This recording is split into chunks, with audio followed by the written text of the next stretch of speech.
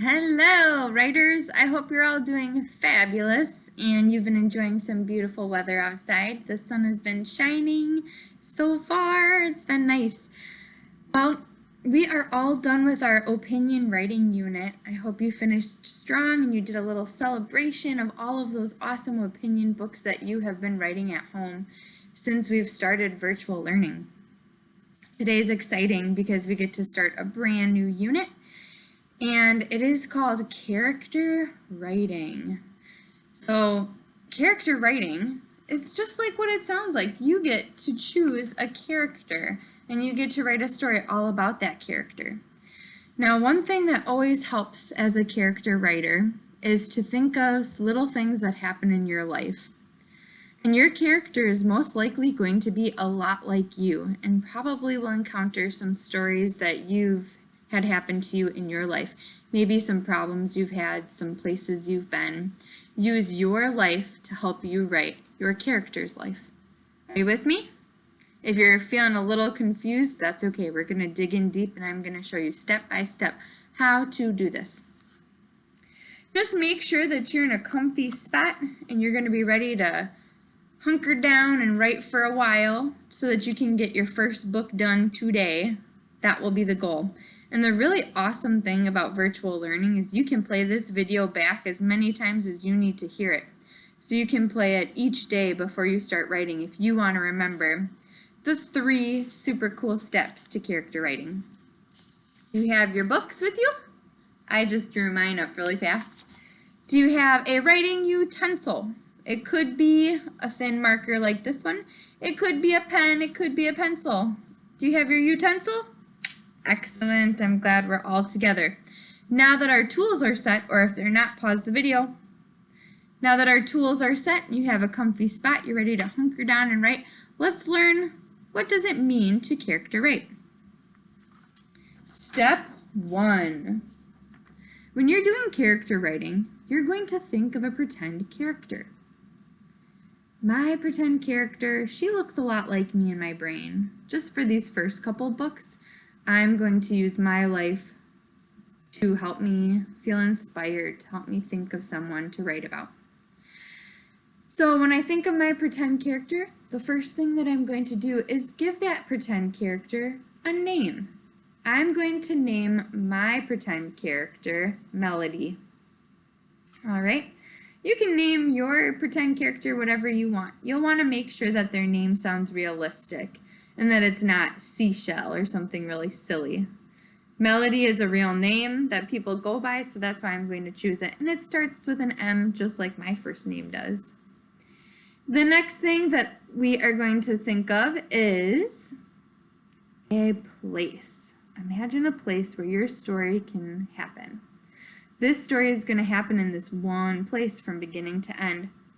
Think of maybe your favorite place. Maybe it's a place you've been missing while we're at home right now.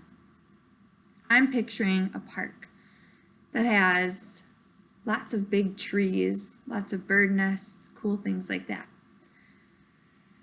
That's where my story is going to begin and end. It's all going to happen at this park. This is Melody's favorite place. That's what I can imagine.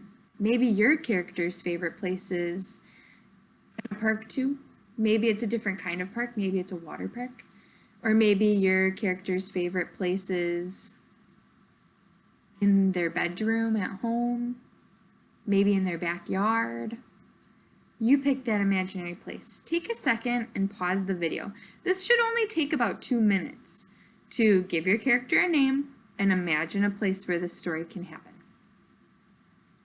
All right, now that you're back, here's the most important part. You're going to imagine some sort of trouble for your character. My character, Melody, she's outside, and the trouble is she hears some kind of strange sound coming from the bushes, and she's going to have to be brave, just like Fern, and she's going to have to help save an animal. I'm feeling super inspired by that character I already know. So, and this is also something that's happened in my life. One time I was out with my dad in the backyard, and we heard a little baby making these really soft noises, a little baby robin. And we carefully got our protective gear on and we put it in an ice cream pail and we saved it. So I'm imagining that trouble that that little bird was in, and when I helped save it, to help me write this imaginary character book. Have you done those 3 steps? What's your character's name? Say it. Where's your story taking place? Say it. What's the trouble your character's getting in? Say it.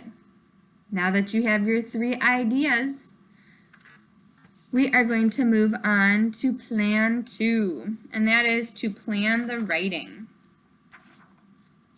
We always make a plan so that we know where our story is headed. We know that it makes sense, sounds right before we start writing. So you're going to touch and tell your plan across the pages. So I have 3 pages here for my first book. So I'm going to touch as I say what happens.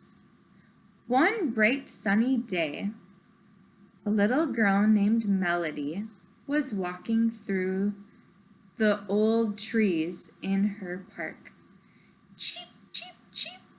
She heard a strange noise. You see how I do that? And I would continue on with the second page. And the third page, I would touch and tell each part of the story. Go ahead, touch and tell each part of your story on your 3 pages. You can pause the video to do this.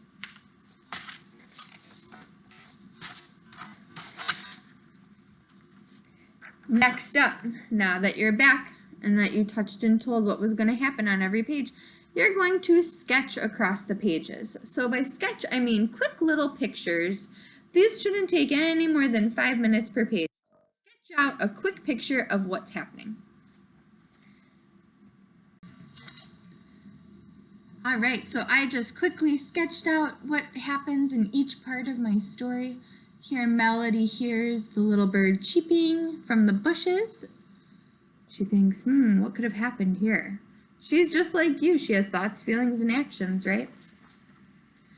Here, I have a picture of Melody. She's picked up the little bird. She's going to help rescue it. And this, on the second page of the story, she's going to work hard to solve that problem of the bird falling out of the nest and being scared, calling for its mom. Melody fixed the problem by putting the bird back up in its little baby nest, and I put a heart on her because she's feeling brave. She feels really happy that the baby is going to be back with its mama. So now that you have a plan for every page, you know what you want to say. You've sketched pictures across the pages before writing the words. Our last step is to write the words to the story. So you're going to take that plan and you're going to tell a beautiful story using your new pretend character and all of those things that you've just learned to do. So pick up your writing utensil and write out that book. If you need help knowing what to do each day, remember you can turn on this video and re-watch it back to help you remember the 3 important steps to writing a book. Off you go, writers.